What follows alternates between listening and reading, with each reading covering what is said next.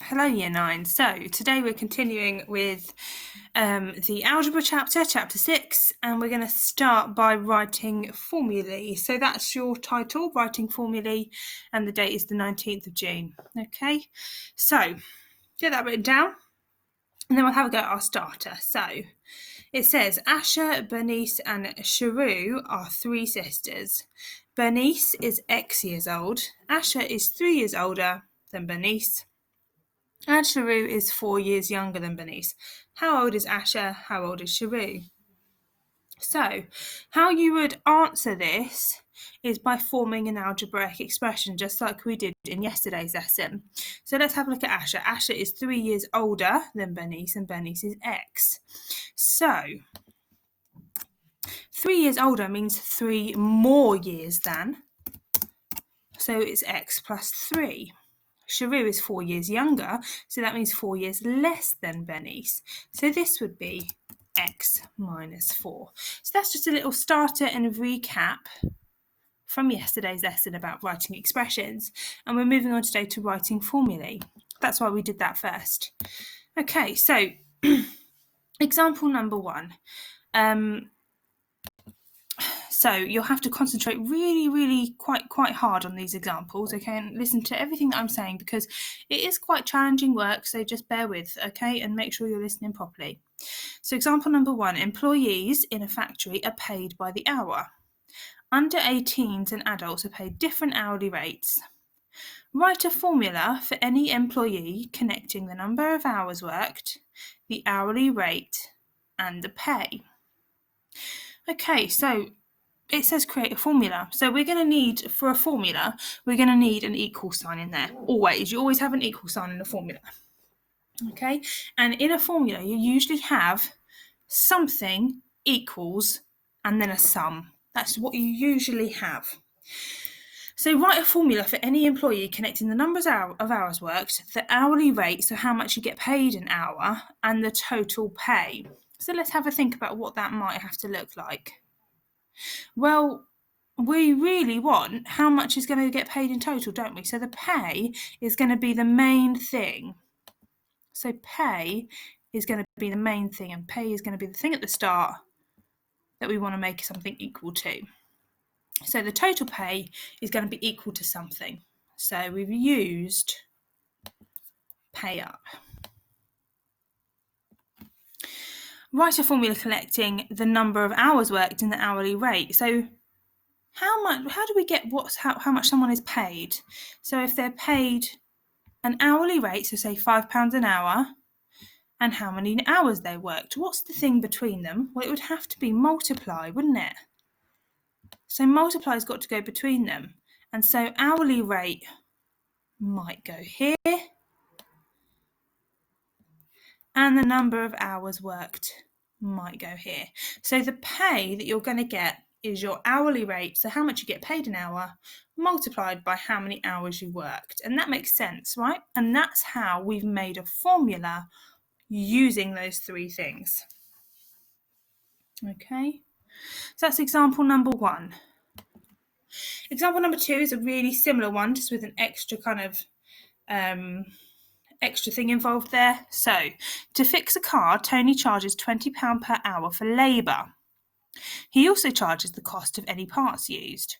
Write a formula connecting the cost of the repair, the cost of the parts, the number of hours worked, and the hourly rate for labour. So, let's have a look at these and think about what's going to be the big thing at the start that you're going to want to find out. Is it cost of the repair, cost of the parts, number of hours worked, or hourly rate for the labour? I think it's the total cost of the repair that's going to be that main thing at the start. Okay? And we always put an equal sign. So the cost of the repair is going to be equal to something.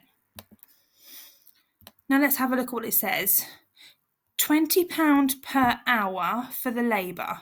So what's the £20 per hour? Is it the cost of the parts? No. Is it the number of hours worked? No. It's the hourly rate. So it's £20 per hour. So it's the hourly rate there. And say he worked he got £5 an hour for the hourly rate for labour. How much would we find out in total that he would get? Well, we'd have to multiply it by the number of hours worked, wouldn't we? So let's put a multiply in there. And the number of hours worked.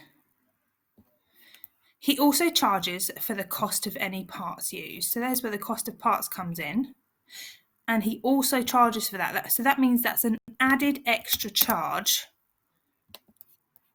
for the cost of the parts. So that's linking those things. Now the formula that we could write, instead of using all those kind of big sentences there, we could shorten it and use letters. So cost of the repair. I'm going to use a big R for cost of the repair. Hourly rate for the labour, I'm going to use H. Number of hours worked, I'm going to use number. And cost of the parts, I'm going to use plus P. So there is a formula here that I can use linking those four things together. And as long as I know that R is the cost of the repair, H is the hourly rate for labour, N is the number of hours worked, and P is the cost of the parts, this right here is my formula. Now if I go back to this one, we could do that as well. So pay equals the hourly rate multiplied by the number of hours. So pay is the hours times the hourly rate times the number of hours. So we could write this instead of this big thing here, which would be a lot better. Okay, so here's your last example here. So an approximation method of converting from degrees Celsius to degrees Fahrenheit. So you know we use degrees Celsius and America use degrees Fahrenheit, don't they? Is given by this rule. Times by 2 and add 30. Use C to stand for degrees Celsius and F to stand for degrees Fahrenheit and complete the formula. So times by 2 and then add 30. So our formula is going to be 2 times degrees Celsius and then add 30. Now we can simplify this a bit and use our algebraic skills. So we could say 2c plus 30 instead.